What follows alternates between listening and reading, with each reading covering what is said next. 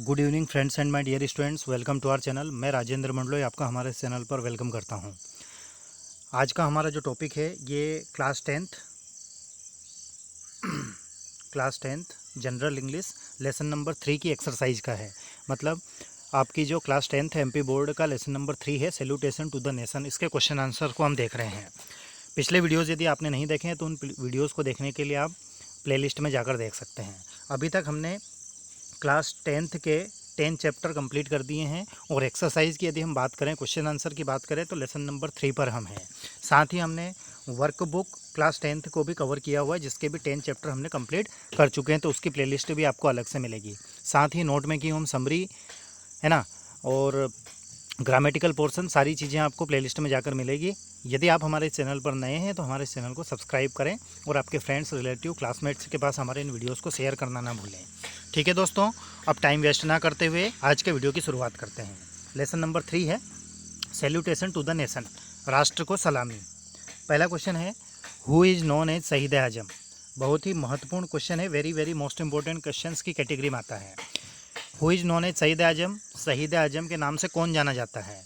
तो Bhagat Singh is known as शहीद आजम। अब देखिए, आपको जब क्वेश्चन आंसर याद करना है तो आपको क्या करें कि कोई भी ऐसा क्वेश्चन आए जिस क्वेश्चन में हु लिखा हुआ है, तो हु के स्थान पर आपको किसी स्थान या व्यक्ति का नाम लिखना है। तो देखिए, हमने हु हटाया और हु के स्थान पर सिर्फ हमने भगत सिंह लगाया है। पूरा आंसर ऐसा कैसे ही, सिर्फ भगत सिंह हु के स्थान पर लगाना है, पूरा ऐसा कैसे ही लिखना है और लास्ट में क्वेश्चन मार्क दिया हुआ है उसको हटा देना है ना। तो ये एक तरीका है क्वेश्चन आंसर याद करने का। अगला है, name 3 patriots who sacrificed their lives for the freedom of motherland name same day at Lahore. मतलब उन 3 क्रांतिकारियों के नाम बताइए जिन्होंने लाहौर में एक ही दिन अपने आप को या अपने जीवन का बलिदान दिया। सेक्रीफाइस का अर्थ होता है त्याग करना। देखते हैं, देवर भगत सिंह, राजगुरु और सुखदेव। तो वो तीनों कौन थे? भगत सिंह, सुखदेव और राजगुरु थे। अगला है question number 3। Bhagat Singh said, भगत सिंह ने कहा, one revolutionary is meeting another revolutionary who was the other revolutionary. Revolutionary का अर्थ होता है क्रांतिकारी। भगत सिंह ने कहा कि एक क्रांतिकारी दूसरे क्रांतिकारी से बात कर रहा है, तो वह दूसरा क्रांतिकारी कौन था?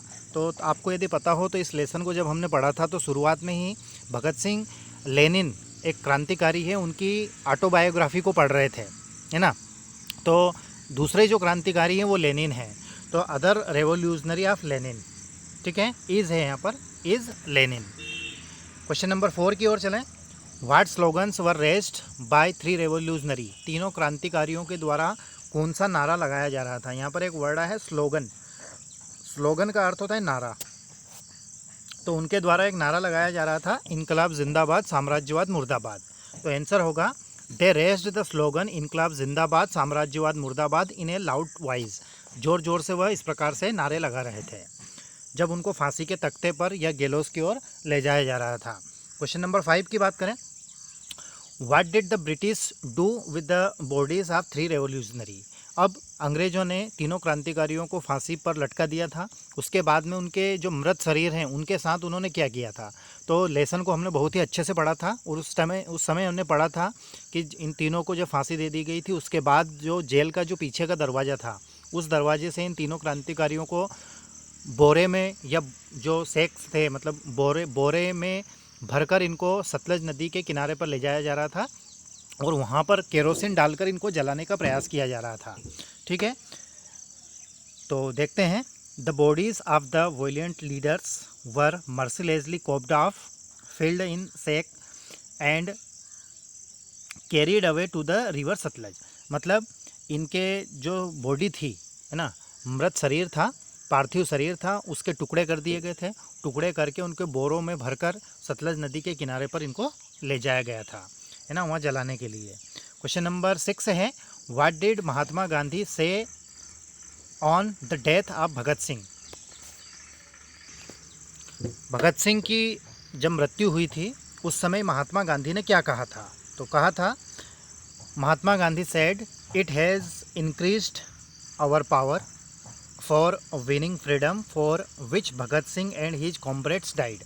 भगत सिंह और उनके जो सहयोगी थे जैसे राजगुरु और सुखदेव, इनकी मृत्यु ने हमारी आज़ादी को जीतने की जो पावर है, शक्ति को इंक्रीज कर दिया है, मतलब बढ़ा दिया है, सेड महात्मा गांधी। महात्मा गांधी ने इस प्रकार से कहा था। क्वेश्चन नंबर 7 की बात करें, what did Bhagat Singh say to the deputy commissioner of Lahore. जब इनको फांसी के तख्ते पर ले जाया जा रहा था, उस समय लाहौर के जो डिप्टी कमिश्नर थे उनको भगत सिंह ने क्या कहा था।